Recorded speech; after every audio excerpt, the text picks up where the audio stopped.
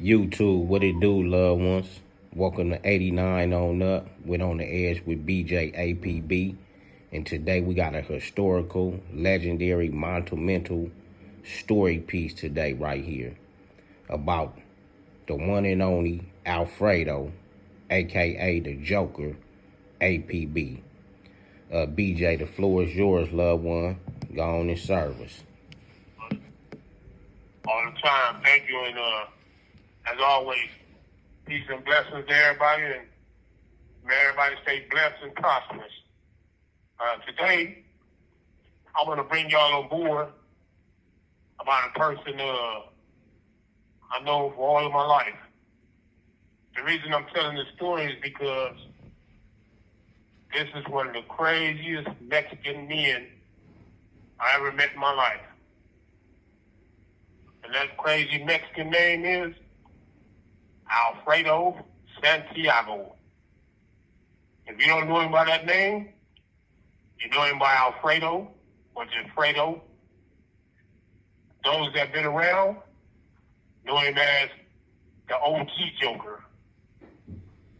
Well, I first met Alfredo when I was in elementary, when I was going to 122nd Street School, which is located on San Pedro and 122nd, and it extends to 121st, and it extends all the way down to Avalon between those two streets. It's a very small school, but that school raised a lot of people of all different breeds. Athletes, movie stars, television personalities, cooks, all kinds of people. What caught my attention about Alfredo was Alfredo protected 122nd with his life. Alfredo was a straight-up pit bull, a rabid one that still was holding on to his little sense. This guy used to come up to elementary every day after school. We used to have after-school activities where we would go after school and play Camerons. We played Camerons. Some of us would play basketball. Most of us was good at kickball, so we would play kickball. Alfredo would come up there and sniff you out. Even though we was in elementary, he would sniff you out. Because even though we was in elementary, what we didn't know was there used to be Crips coming up there to play those games, the after-school games. And Fredo knew who they were. So in his patrolling, if he caught him, there was never no talking. He was on him. As time grew on, and I started messing with Alfredo's cousin, which was Danny Santos, AkA Danny Boy, which y'all know that story I told already. But by me and him being close friends, me and Fredo became friends. And by me and Fredo becoming friends, Fredo became my mentor. And when he became one of my mentors in the streets, when I tell you some friends are not meant to have, and he was one of them friends that I never should have hooked up with, but at the same time, I appreciate the knowledge and understanding I got from him. This dude, Fredo, used to have a saying. And his saying was, all gang members sleep during the day. He said, so guess what happens in our hood? I said, what's that? He said, that's the time the Crips come through, 7:30 in the morning, trying to get our homegirls, trying to get some. He said, guess who's out there waiting on him? I said, who? He said, me. I used to laugh at him, think he just playing. Then one early morning, I heard a gunshot. I come out my house, Fredo and Tom man got a dude on the ground. Tom man them damn near broke the dude's face. That's how hard Time Man was hit back then. Now, Fredo, he was the rebel rouser. Because the whole time Time Man beating on him, it was never a gunshot. That's just how hard the dude was hitting. Every time he hit him, it pow, pow, pow.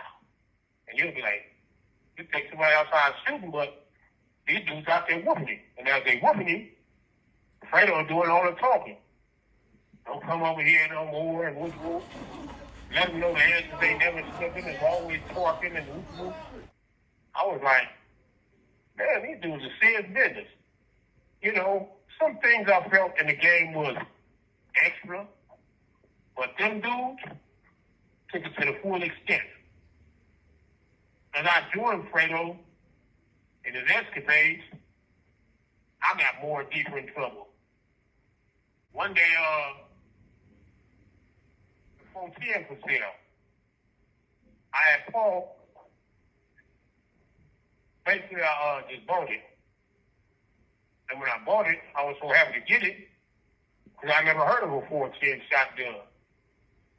So I took him around to Fredo's house, and I told him, I said, man, how you work this thing? And how you get bullets for it? Fredo said, I got some bullets for it. He said, no, we'll find out if it works right now. This man went and got some bullets out of his room, and he comes out the room, and we go outside. We start walking up towards, we on 122nd now. We start walking up towards San Pedro. When we get on San Pedro, he loaded them together. Now, keep in mind it's broad daylight. It ain't even 12 o'clock yet. Fredo has on a Pittsburgh Pirate hat, a Charlie Brown Mexican shirt, and some black khakis with some black house shoes. And he walks in the middle of San Pedro, and I follows him like a dummy. And he looks down the way, and he sees the 11-8 out there, and he starts throwing up gang signs to him, signaling them back, and letting them know we out too. And you know this crazy fool shoots the 410 in the air to let them know we ready. And then we start walking down the street slow. And he just carrying it in his hand like it's legal. And he's like, oh, yeah, it worked good. It worked good. But I'm just looking at him like, something is really not up there.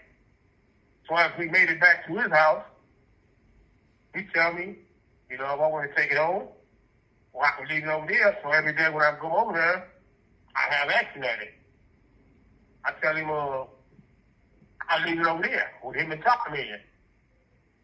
After that, we became hella cool. The next thing you know, there was a guy I grew up with. He was one of my best friends. His name was Lil Keith. He stayed on 126 between Maine and San Pedro. I used to go over to Lil Keith's house all the time because he was one of the guys that I raised birds with. Later was told that Lil Keith had became 11-8. I never knew it because I never seen him or not. But by the rumor being out there, Fredo didn't like it. And the rumor was Keith had turned 11-8. So one day, Fredo and Time Man caught Lil Keith. Well, one thing I liked about Lil Keith, Keith never turned down no fade. I don't care what nobody say. Everybody know Lil Keith gets up in that ring. Well, one day, Fredo and Time Man pull up in the Monte Carlo, calls Lil Keith out. Keith gets out in the grass with him. Now, Keith, him and Fredo really was no match for him. But when Time Man got involved, it changed the dynamics of the fight. Time Man was more of a match with Lil Keith because Lil Keith was a little buff dude. And Time Man was a little buff dude. That was a historic fight watching them get down.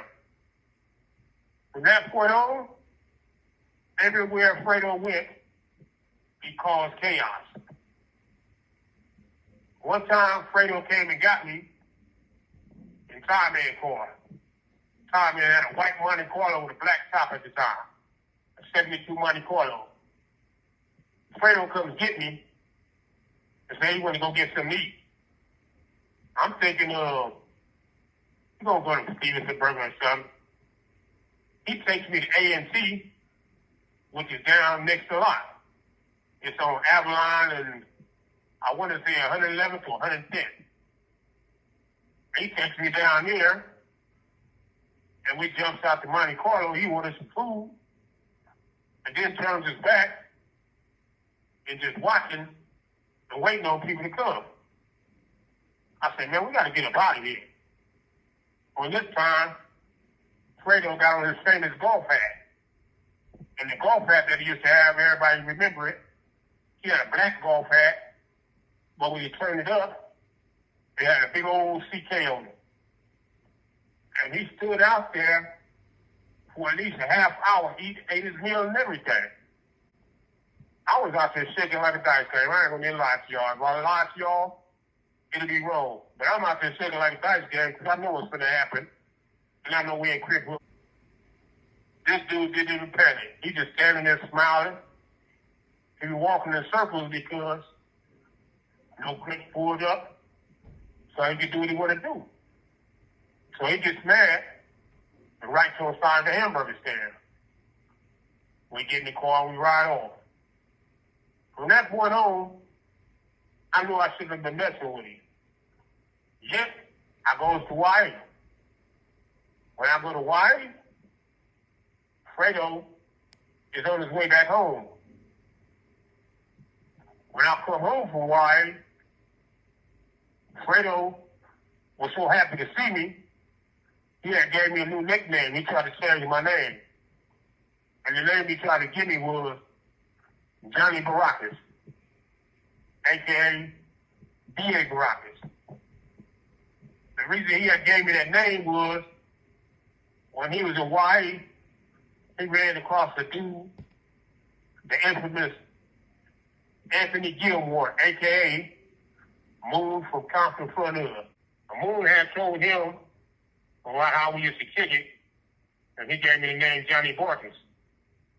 So Fredo got a hold of that, and he started calling me B.A. Baracus. So every time I used to come down on the 122nd, Fredo would see me and just start laughing. And he'd B.A. Like how the A-team used to do the B.A. That's where they got the name from. So they started calling me Mr. T. I didn't like being clowned at that time, but I couldn't do nothing about it because every time he said it, everybody just started busting up laughing, but everybody said it fitted me. They said I was always grouchy. So Fredo, him and my homie, AkA Big Moby, started giving us rides to Centennial. Now, Big Moby had a burgundy glass house. When we was going to Centennial, Big Moby used to come up there and be pop locking. But also, when they used to be up there pop locking, for enemies. And as they was looking for enemies, we had our element. We encountered now. But these guys was my mentors that kept me safe. And based on, they took the time to take us to school. Fredo, I remember him and Moby and Big Bone paid for a trip for everybody to go to Magic Mountain from the park. And when we got up there, boy, we told, not Six Flags, but Raging Waters Up, man. We told Raging Waters Up. We had a ball. Didn't nobody fight or nothing. It just was the level of fun we had at that age. And to see my older homies pay for a field trip so all of us could get that experience under our belt. That's how amazing Fredo was when he was running around banging. As Fredo got older, Fredo moved away from the hood, to try to change his life and take care of his kids. Well, when he moved away from the hood, well, he started clowning because as soon as he moved away from the hood, started slinging tacos. Now, this was hilarious based on he was a Mexican. No racial intention. It's just funny to us because that's like a black man leaving the game, and all you want to say is watermelon and chicken. So you understand where the joke is at. Anyway, Fredo, this tribute was for you, Lucy, rest of your family that was left. I haven't forgot about Chizo. Chizo's on the way. His story's on the way.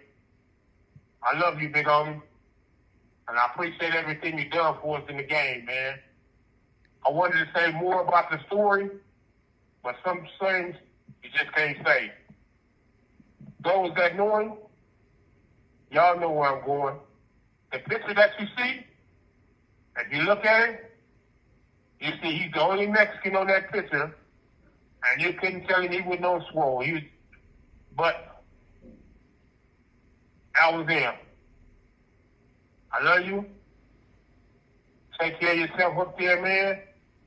And I'll see you when my turn comes. This is the story.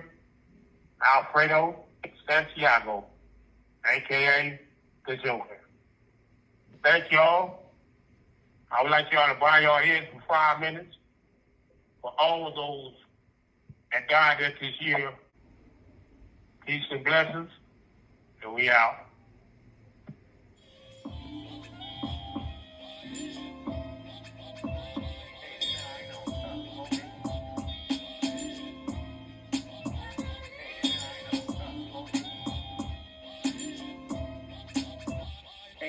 On up, homies, the show where you gon' get Cali history. It's told with respect and dignity. Spoken by jihad so vividly. He's taking over the industry, giving y'all some download imagery. Damn you, if you ain't hitting them likes, come on, subscribe. Check out the channel and I bet it will make you decide to tune in every chance you get. It's lit, and some of y'all can learn a bit from this gangster shit.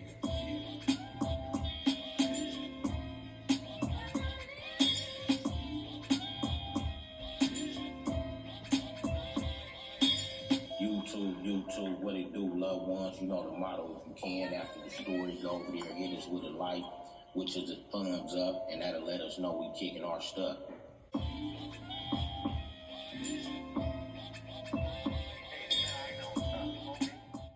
I want to thank the homeboy G League Deuce for the intro from the legendary monumental historical hip-hop album Banging on Wax. You can reach him on Instagram at Solid from Day One.